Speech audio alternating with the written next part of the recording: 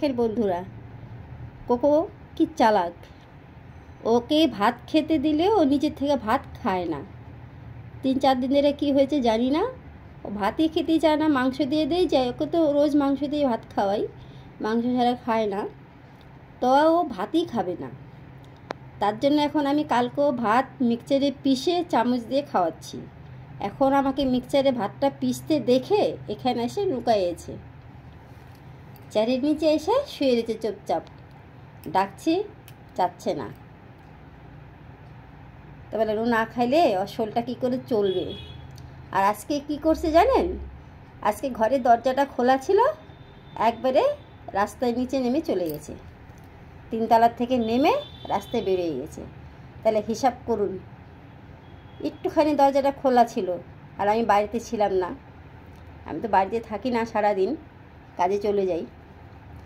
তাই ওর দাদা, আমার ছেলে বের হয়েছে সাইকেল চালানোর জন্য, ওর পিছে পিছে ও চলে গেছে। ছেলে তো জানে না, তার সাথে ওর আমার ছেলে তো জানতেই পারে না যে পিছে পিছে কোকোও চলে আসছে। তাই আমার মেয়ে ছিল, মেয়ে বেরোতে যায়, ওকে ধরতে যায়, ও সিঁড়ির থেকে পড়ে পায়ে ব্যথা, পায়ে নিচে। ওকে তো যায় ধরতে পারেনি, কেন সিঁড়ির থেকে পড়ে গেছে। দৌড়ে তাড়াতাড়ি করে নামতে গেছে, 2টা সিঁড়ির থেকে পড়ে একেবারে পায়ের মধ্যে পাটা মুশকে গেছে। এখন ও তো নিচে চলে গেছে। লাস্টে নিচে আমাদের বাড়ির পাশেই গেটে রাস্তা দিয়ে যারা চেনে তারাই ওকে আটকাইছে। আজকে যদি তারা না ধরতো, আজকে কে নিয়ে দিয়ে আমাদের কী হইতো আমাদের বলারই কারণ নেই। কান্নাকাটি লেগে যেত আজকে। আসো মা, আসো ভাত খাবো, আসো, চলো চলো চলো, আমি খাওয়াই দেবো। শোনা বাচ্চা, চেয়ারের নিচ থেকে আমি টাইনে নিয়ে আসলাম, দেখেন উঠবেই না, ওইভাবে শুয়ে থাকবে।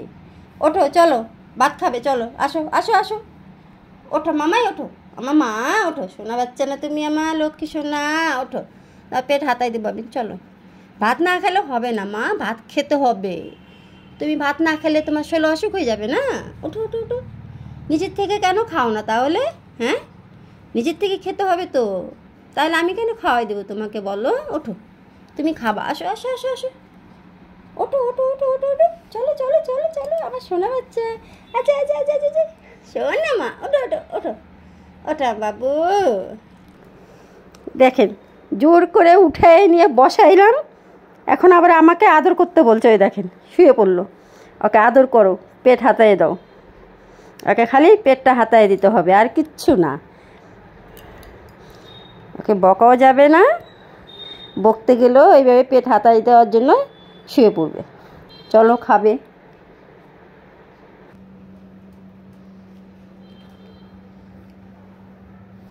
হ্যাঁ বসো বসো বসো। এই দেখুন দুপুরবেলা ভাত দিয়েছে আমার ছেলে মেখে, 1 ফোঁটা ভাত খায় নাই। এই যে মাংস টাংস সব পড়ে আছে। মাংস দিয়ে ও রান্না তো আলাদা হয়, মাংসটা ভাত দিয়ে এই যে মিক্সচারে পেস্ট করে নিয়েছি। এখন আমি চামচ দিয়ে খাওয়াই দেবো। তাছাড়া তো সারা রাত ও খেতে কষ্ট করবে।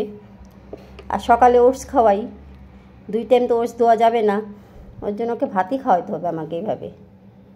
বসো বসো বসো, sit Coco, sit Coco, sit Coco, sit sit sit sit sit বাবা, সিট। হ্যাঁ বসো, হ্যাঁ তো না, বসো আমার সোনা, তো তুমি লক্ষ্মী সোনা। ঠিক আছে, এখন আমি কোকো বসে পড়েছে চুপচাপ, এখন আমি ওকে খাওয়াবো। তো দেখা হচ্ছে ওকে খাওয়ানোর পরে। কোকোর খাওয়া কমপ্লিট, দেখতে পাচ্ছেন ওর মুখে লেগে আছে খাবার।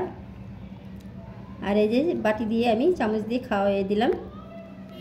কেন খেতে যাচ্ছে না, ওকে তো না খাওয়াইলে হবে না, আমাকে জবরদস্তি খাওয়াই দিতে হবে, এর জন্য আমি খাওয়াই দিচ্ছি। আপনারা কেউ কিছু খারাপ মনে করবেন না, কেন বাচ্চা মানুষ তো এখন, জানি না কেন খেতে পাচ্ছে না। ওষুধ দিচ্ছি, ওষুধ খাওয়াচ্ছি, তাও নাকি খাচ্ছে না, তার জন্য কি খাওয়াই দিচ্ছি। খাওয়ানোটা তো কমপ্লিট হয়ে গেল।